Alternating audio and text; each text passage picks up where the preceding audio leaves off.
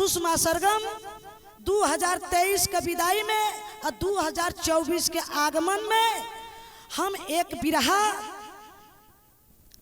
आप लोग के बीच में हम भेजत बाई। हमके उम्मीद ना विश्वास बा कि आप लोग प्यार दुलार हमके आप लोग एगो बिटिया समझ के देबा। हमें विश्वास बा के एक कहानी आप लोग मन पसंद करबा। हमरे बिरहा का शीर्षक है दहेज हत्याकांड। 4 लाइन भूमिका का लाइन कवि जी के लिखे परल मास्टर साहब।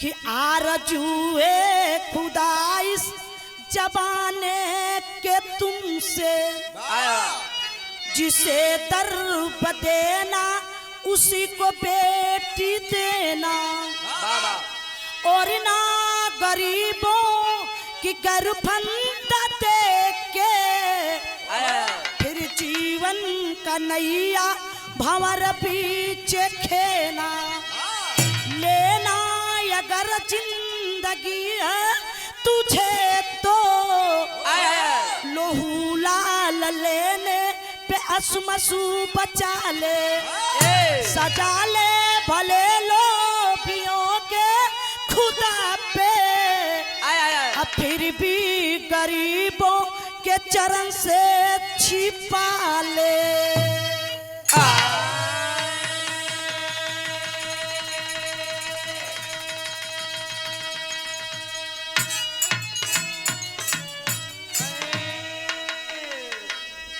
एक लाइन गजल का टुकड़ा कवि जी के लिखे परल मास्टर साहब कौन गजल बा बजाई के आई जा। अरे नहीं चाहिए, अरे नहीं चाहिए दिल तू खाना किसी का,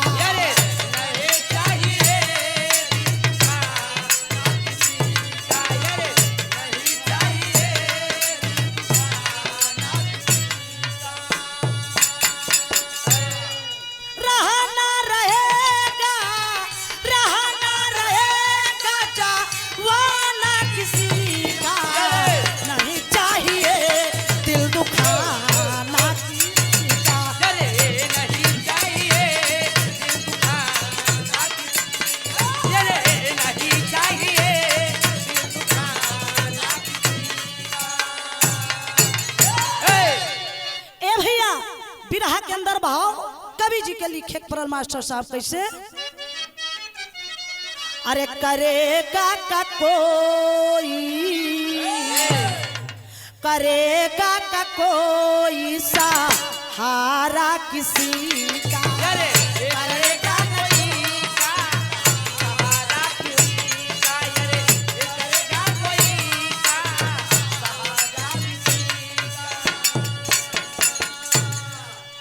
मिला ना मिलेगा, मिला ना मिलेगा जवाना किसी का, करेगा न कोई सहारा किसी का, रहे ना रहेगा सहारा किसी का, रहे ना रहेगा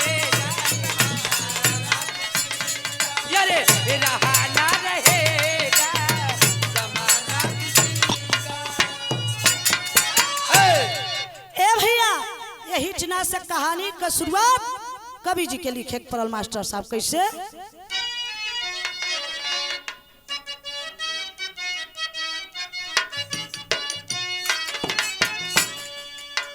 अगर बेटी देना विधाता उसको धन देना, अनाथ के जन्म से पहले उसको मरण देना, राजगढ़ बल्लाक में मरिहान एक थाना है,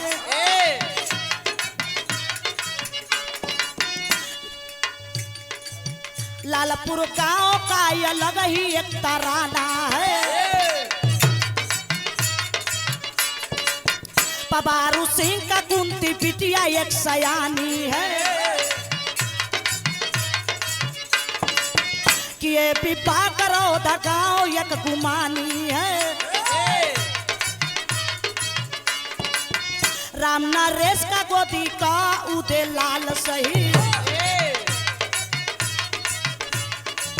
जिसे अमृत समझा वो निकला बन के काल सही। हंसी खुशी से कुंती ससुराल आई है, रहा संचान बे तो सन गुची सहनाई है, रहा संचान बे तो सन गुची सहनाई है।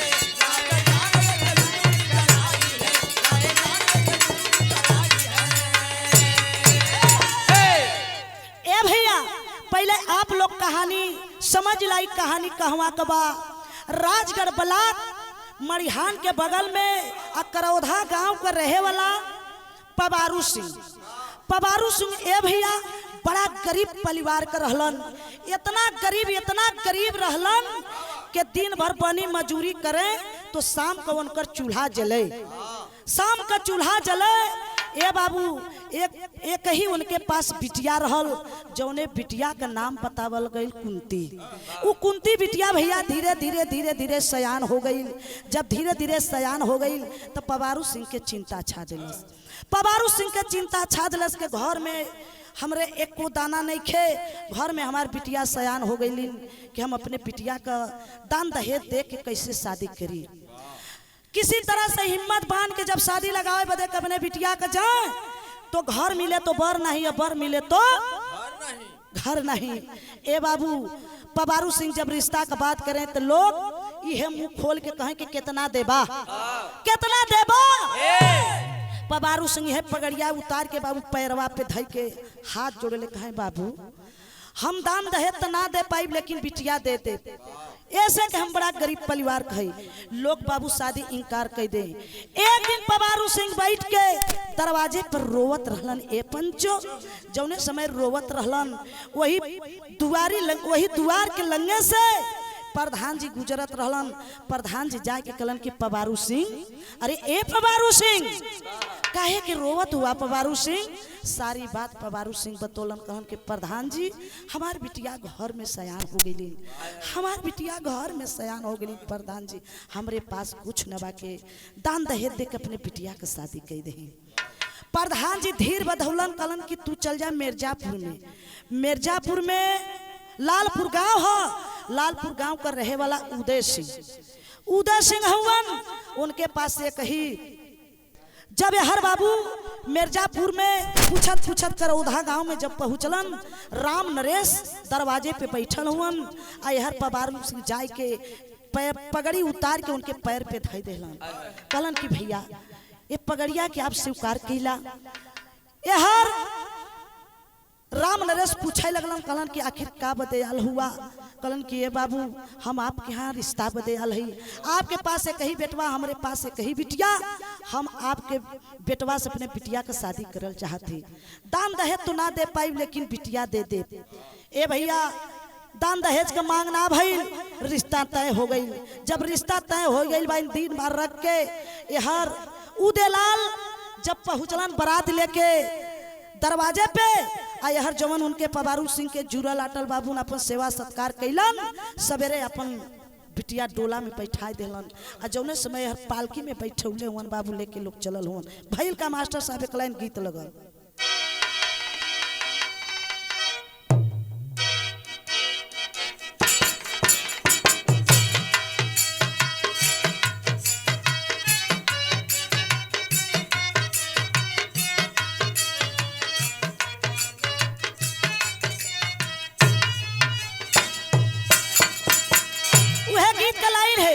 कोनो दुल्ही के दुल्हा संजय भैया परदेश में नौकरी करत रहलन, लेकिन छुट्टी ना मिलत हो।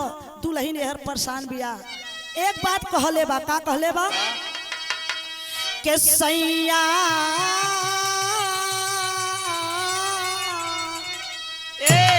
के सैया छुट्टी लेके आवत बारन घरवा। ए सैया छुट्टी लेके आवत बारन घरवा। आज टेलीफोन आइल बा ए सैया छुट्टी लेके आवत बारे घरवा। आज टेलीफोन आइल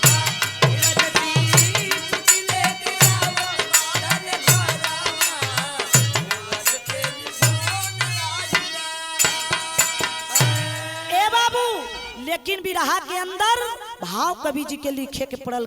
कितना सुंदर भाव लिखतड़न। ए पापी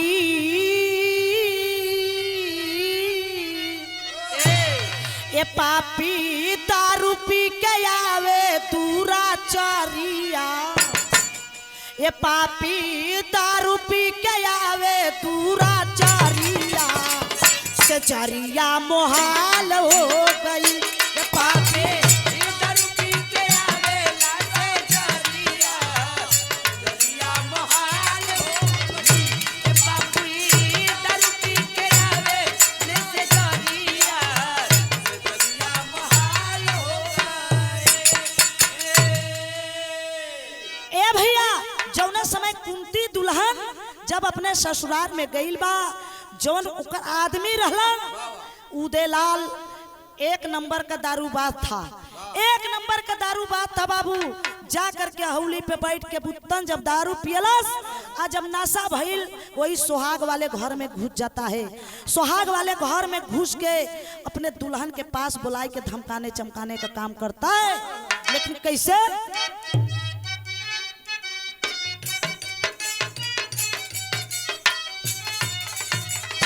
के तीहा लेता है जनाही तोहरो बापा भैया हो।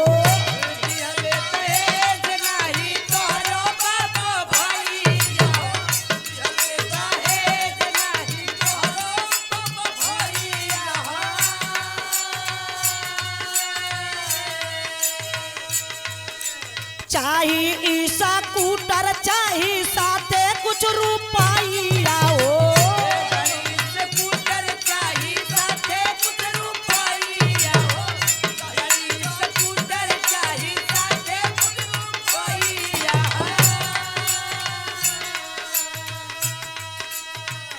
ये पापी पोरल चाहे याद जल में नावारिया।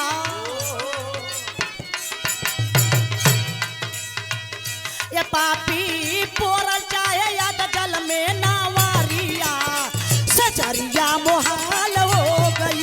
वो पापी पोरल चाहे याद जल में नावारिया सजरिया मोहाल हो गई। यो बारह भैया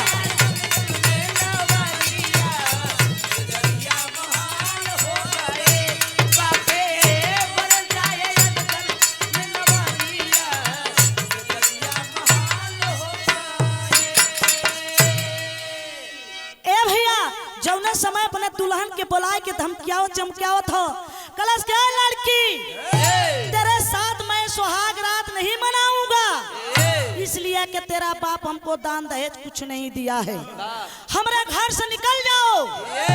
जब इतना बतिया कुंती बिटिया सुलस हो बाबू वही पैरवा पे गिर के फूट फूट के रोए लगल। रो के कलश की सैया ई जौन बतिया हमसे कहत हुआ सैया जब हमार बाबू आए रहलन सैया ई बतिया हमरे बाबू से काहे ना कला सैया। अगर हमरे बाबू से कहता, अगर हमरे बाबू के नी मन पसंद होता आप यहाँ शादी करतन आ चाहे ना करतन सैया। आज काहे से कहत हुआ सैया। लेकिन वही समय उदयलाल कहत बा का कलश मास्टर साहब।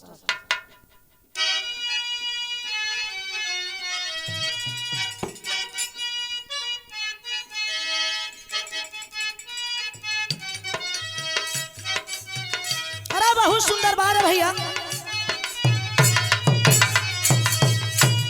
वह गीत का लाइन है क्या सासु मारे तनवा, अरे सासु मारे तनवा ननदियो मारे तनवा रे तनवा आयो मारेला रे तनवा आयो मारेला तो हमारे आगे को बेटा ना रे तनवा आयो मारेला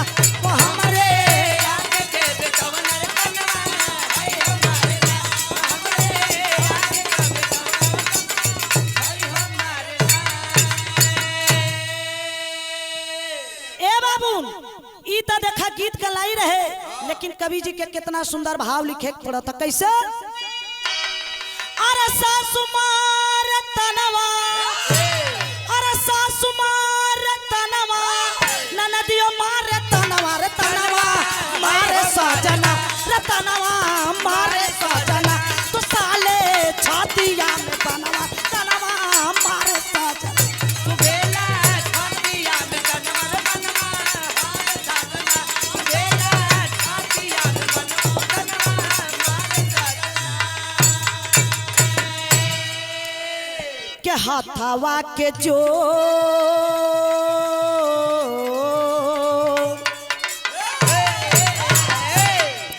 के हाथावा के जोड़ी बोली कुनुती जनानावा हवा के जोल बोले कुलती जनमा हवा के जोल बोले कुलती जनमा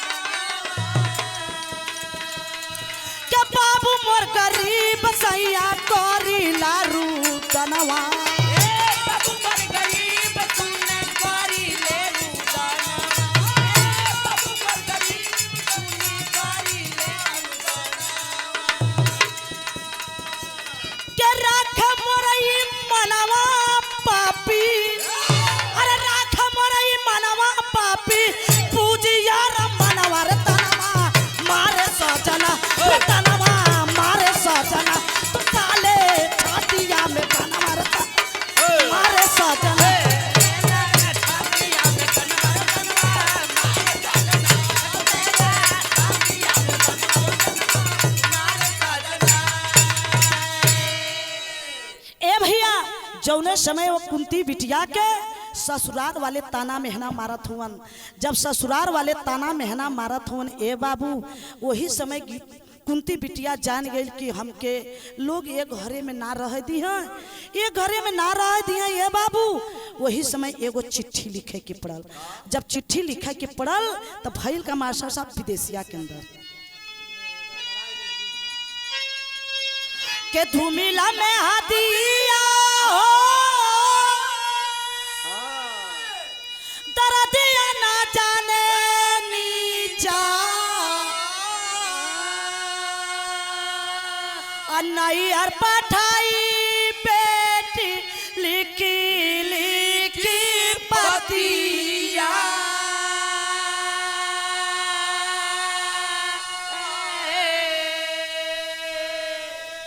के हमारे जीवनिया के अरे डूबी है रोशनिया हो आ दुखावा में पटती पड़ी बाबू मोरी छतिया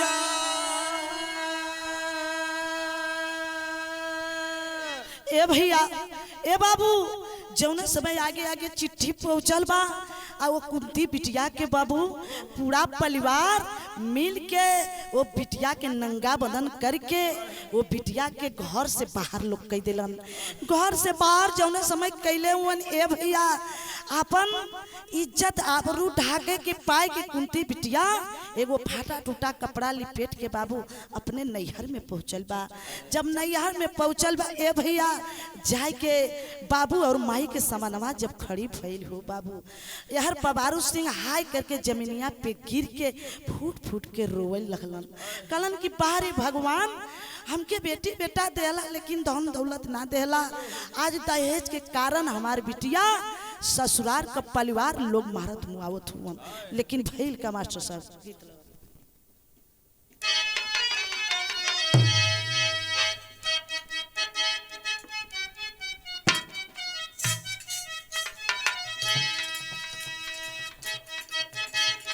उहे गीत का लाइन है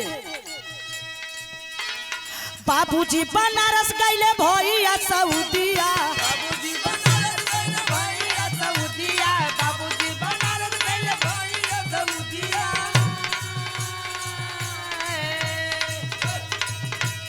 बाबूजी बनारस गईले भैया सऊदिया होलिया में देवर हो मंगाला अपन दीदिया होलिया में देवर हो मंगाला अपन दीदिया होलिया में देवर हो मंगाला अपन दीदिया लेकिन ए भैया धीरे धीरे धीरे धीरे जब कुछ दिन का समय बीतल वही उदयलाल अपने ससुराल में पहुंचता है अपने दुल्हन का विदाई करावे बदे के जब विदाई करावे बदे पहुंचल बा लेकिन भइल का भाव लगल मास्टर साहब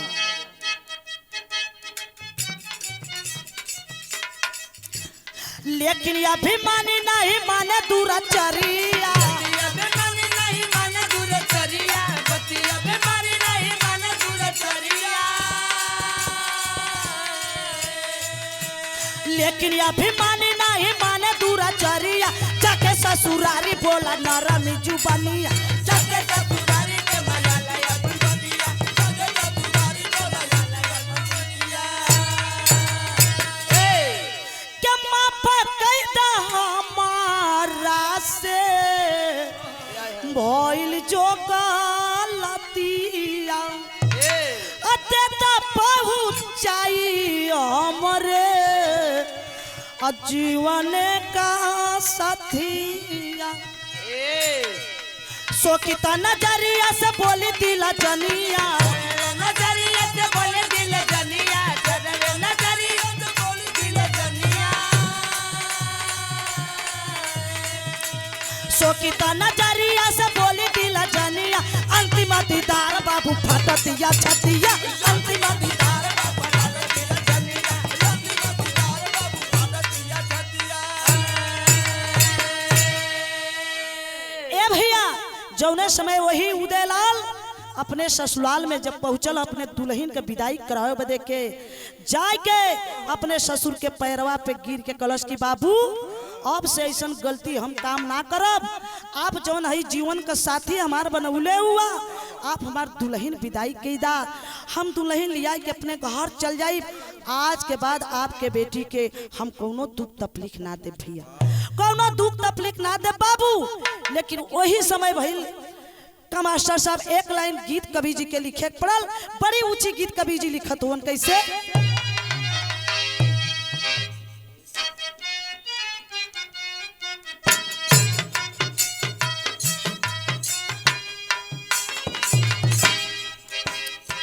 वह गीत का लाइन है, लोग घर में से जब बेटी विदाई करे लगलन, ए बाबू हे छतिया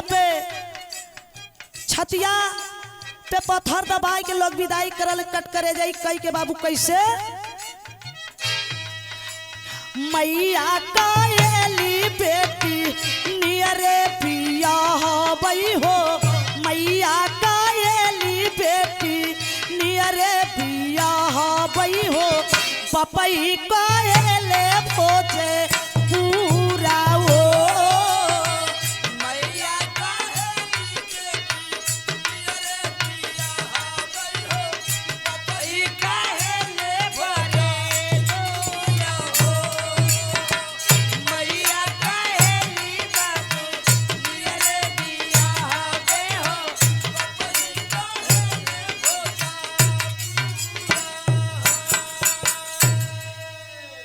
ए भैया समझाए बुझाए के वो बिटिया के जौने समय समझाए बुझाए के लोग विदाई करो तो ए बाबू प्रधान जी के बुलाए के लिखा पढ़ी के साथ वो कुंती बिटिया के दोबारा विदाई होत ह।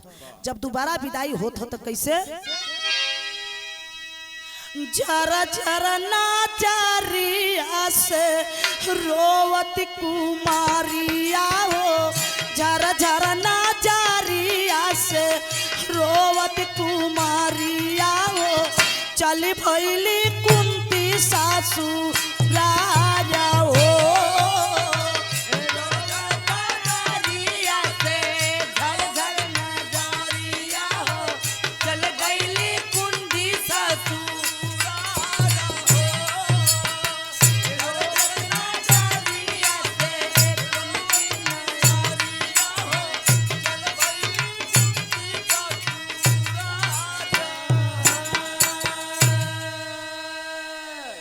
ए बाबू यार झरझर झरझर आंखों से आंस गिरत बा। माई के गर्दनवा में बिटिया लिपट के रोवत है, कलन की माई हमके लोग एदा पारी ना जिंदा छोड़ी है माई, हमके लोग मुआ दी है माई। तब एक बात औरी कहत पे का कलस।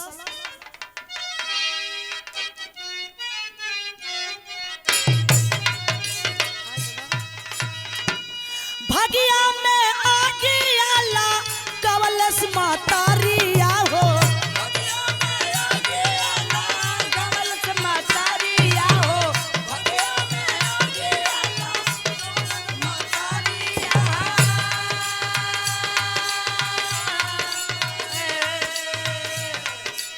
भगिया में आगिया ला कवलस मातारिया हो भगिया में आगिया ला कवलस मातारिया हो घरवा से दियली हो निकाली हो भगिया में आगिया ला दौलत मातारिया हो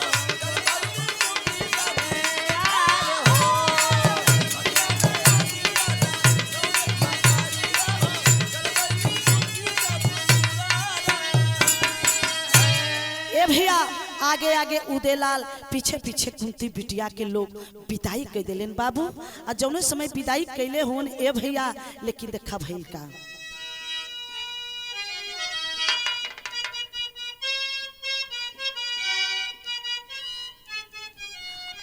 देखा हमारे मास्टर साहब एगो सुघर गीत बजौलन कौनो सखी अपने सखी से बतियावत हो कलश की का ये सखी तो हर सैया जी कैसन हुवन पहल की पूछत है दूसर की से लेकिन दूसर की बतावत है का बतौलस मास्टर साहब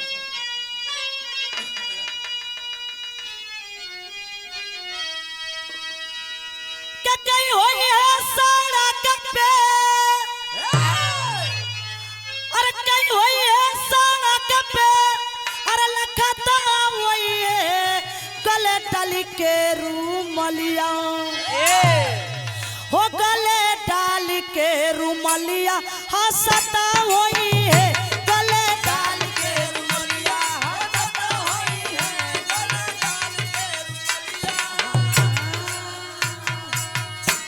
लेकिन भाव कवि जी के लिखे पड़ल कैसे गले सिरवा पे दुख का अरे पहाड़ पबुनी के आई ससुरे में यतिया के धार बबूनी आई ससुरे में दुखवा पहाड़ बबोने आई ससुरे में दुखवा पहाड़ बबोने आई ससुरे में दुखवा सोरहा फारवरी भी पता वाली रतिया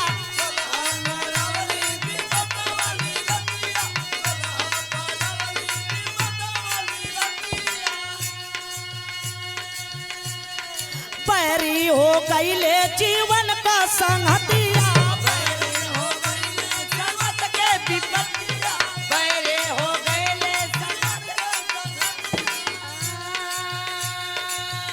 मरे तनवन पर बेटवन का मर बबूनी आई ससुरे में यतिया के धार बबूनी आई ससुरे में यतिया पहाड़ बबोने आई ससुरे में सतिया पहाड़ बबोने आई ससुरे में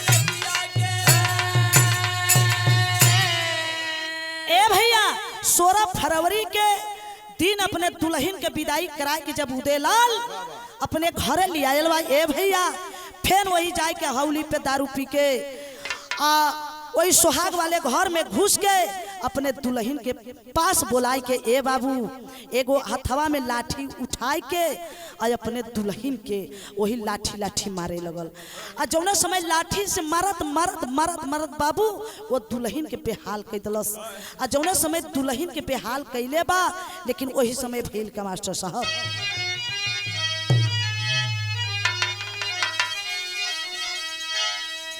अरे डुबाए हैं चवन की रोशनी अरे डुबाए हैं चवन की रोशनी पर बस किया नयन धम राधा शीश झुकाए झुकाए झुकाए ए भैया जौने समय लठिया उठाए के अपने दुल्हन के मारत है ये बाबू वही समय कुंती दुल्हन हाथ जोड़ के कलश की सैया आप हमकी इतना मार मारत हुआ सैया इतना मार मारत हुआ सैया लागता कि हम मर जाइब सैया हम ना बचब सैया अपने हाथ से हमके एक गिलास पानी तो पिया द सैया एक गिलास हमको पानी तो पिया द सैया लेकिन वही समय उदयलाल कहत कबा मास्टर साहब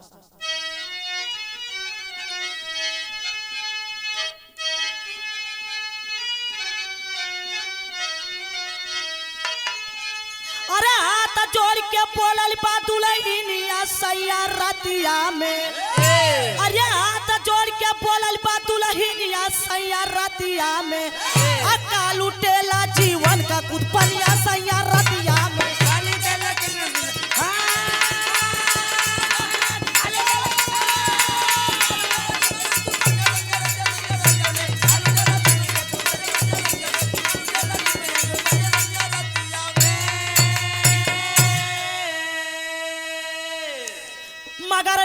जाई सास ससुर माने नहीं बतिया हो, दौलत के कारण तोड़ले जीवन का प्रीतिया हो। अरे हुई अदमड़ी मांगतिया पानिया सैया रतिया में, अरे हुई अदमड़ी मांगतिया पानिया सैया रतिया में, जहर पिलाए पीछे से अभी मनिया सैया रतिया में।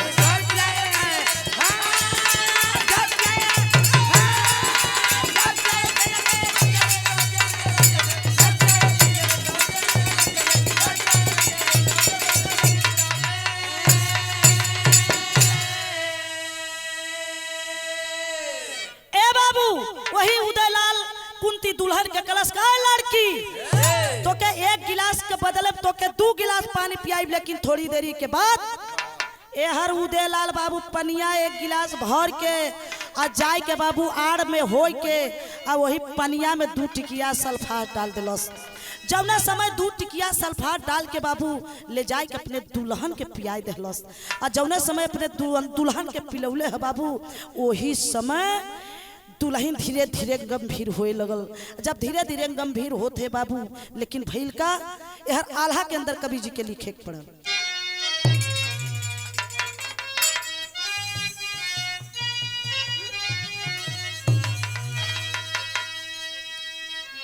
के गैया गरीब बेटी, के गैया गरीब बेटी होली दुनिया में बाबू। जियो जियो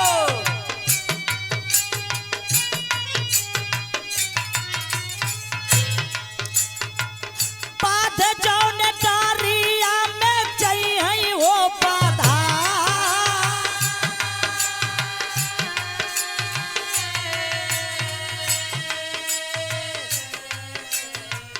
आ जाऊ आबाला हो धन के करनवा पंचो। जियो जियो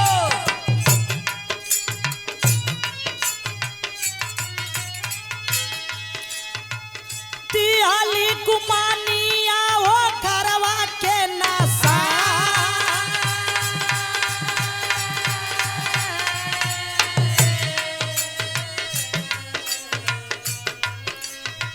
टेकटर पे लादी के नी लसिया पे दर्दी बाबू। जियो जियो पहुँचे राजगढ़ अस्पताल ले आ,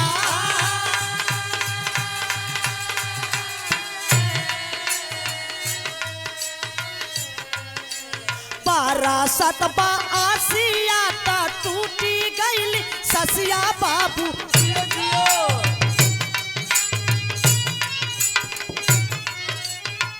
देखी के हलातिया हो पापी घबरा,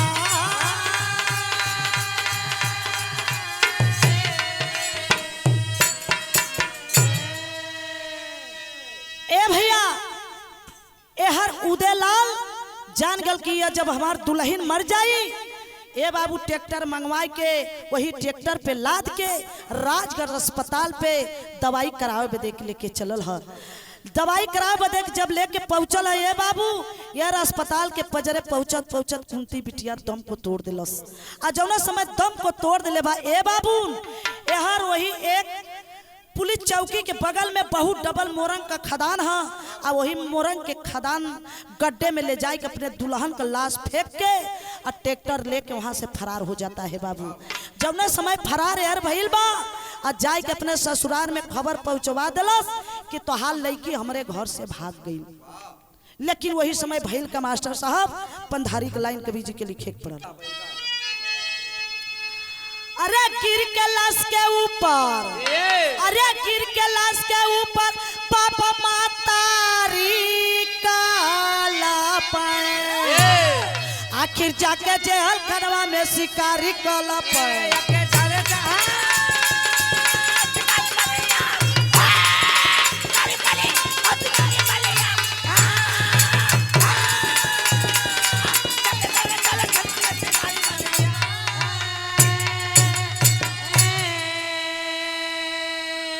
सासू सरसू साथे मांगी का सजनवा, आया बाए फरार सासू लागे न ठेकाना।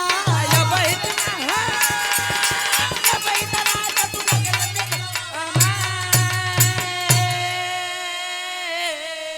अरे हुआ सुन कानून लेकिन ये अधिकारी काला पे, आखिर जाके जेहल खनवा में शिकारी काला पे।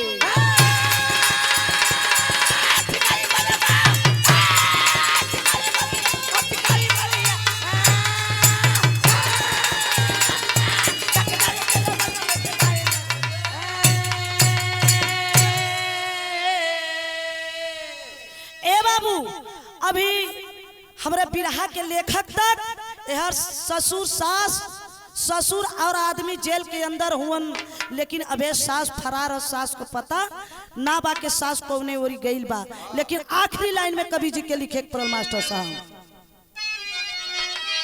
के गुरु बिहारी गुरु गणेश दानो दहेज दिखलाए, कभी चंद्रिका जगदीश श्रद्धा सुमन चढ़ाए।